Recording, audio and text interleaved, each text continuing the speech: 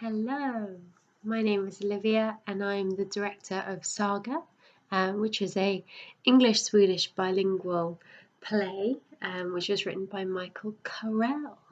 I thought I'd make this video to go alongside our Edinburgh production because when you watch it out of context it might not make much sense. So yeah, here I am.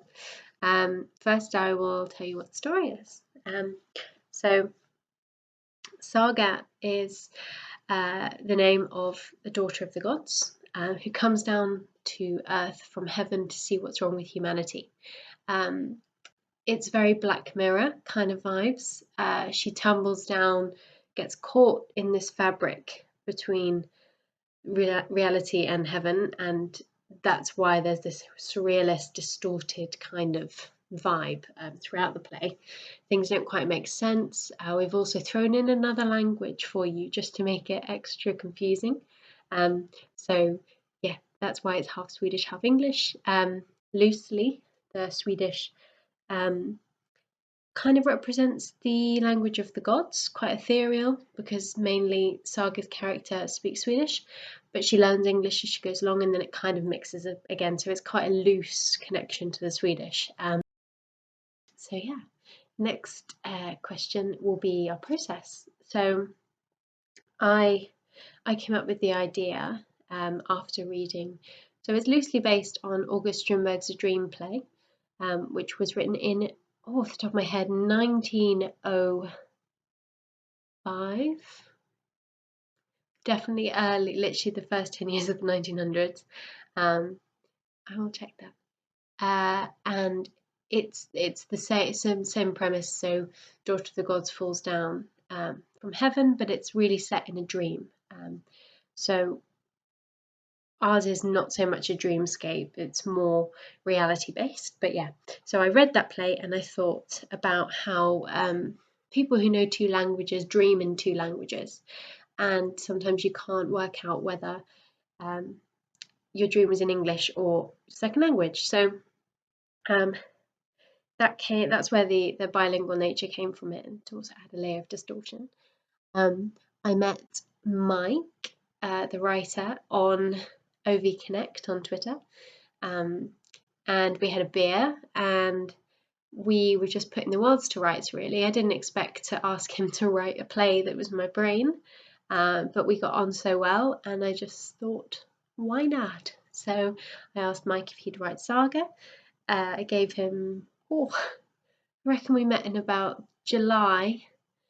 By August, I was doing casting, like a really big casting session with loads of Swedish actors who lived in London, and a few English as well, but mainly Swedish.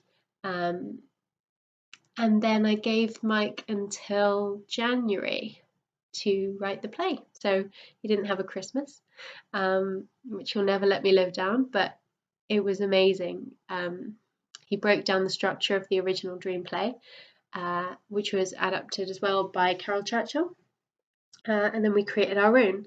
So we got our 4 actors, Olivia, Marie, Julia and Frida, all Swedish, but all living in London. And we got them in a room and improvised lots of scenes. So I came up with the idea of writing down kind of an endless list of professions, like jobs in the world, locations, so from like dentist to Waterloo at Glastonbury, so like really, really specific and really vague, and problems.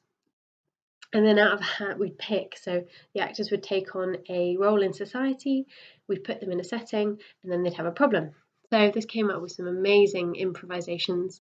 The ending of the Saga, the play, actually came up with the 4 girls. This very dark twist of fate, which you will see if you watch the play. So yeah, it was a really collaborative rehearsal room, and Mike went away with the ideas that the girls and I had created and created a structure and wrote it for us. We then had a 2-week rehearsal period in January, this is 2019, where I cried a lot because it was so hard.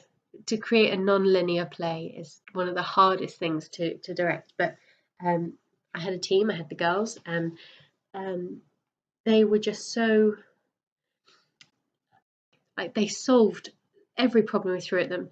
There was a stage direction that Mike had written, which was these two people die and flowers grow out of their dead bodies. We were like, right, okay, how do we do this? And we did it. We got it in the play. So yeah, do watch for that only. But it was a beautiful process.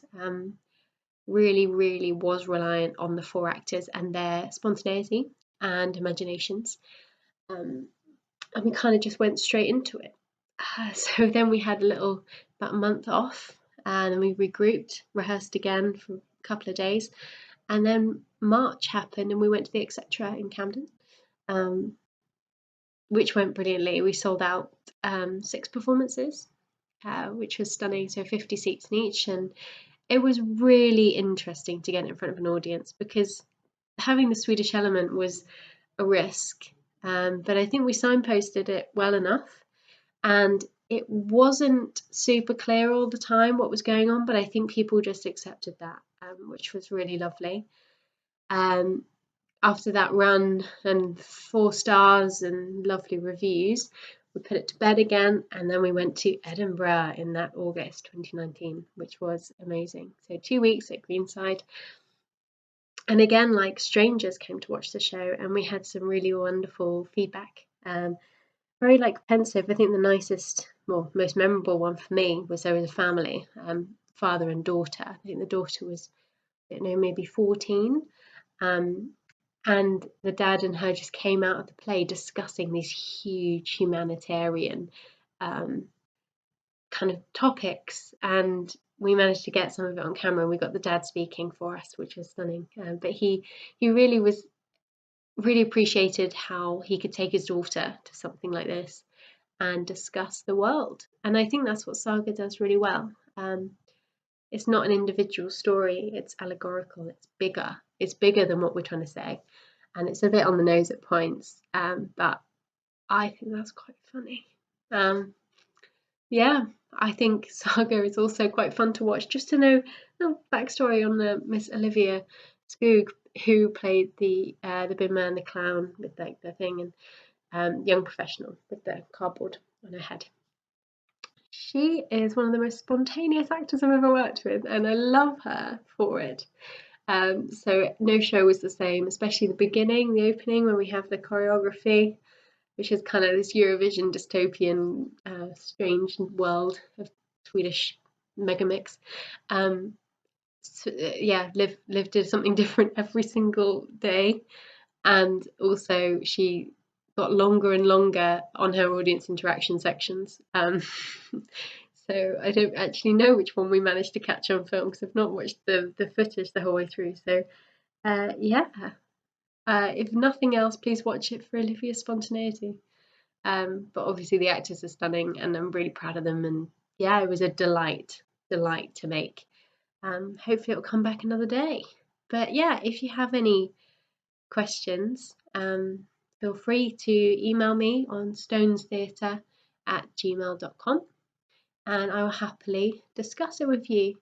Also, if you just want to chat about the play after you've seen it, ask any questions about process, speak to Mike or the actors or anything, give us a shout. We're here for you. Thank you for watching, and have a lovely day.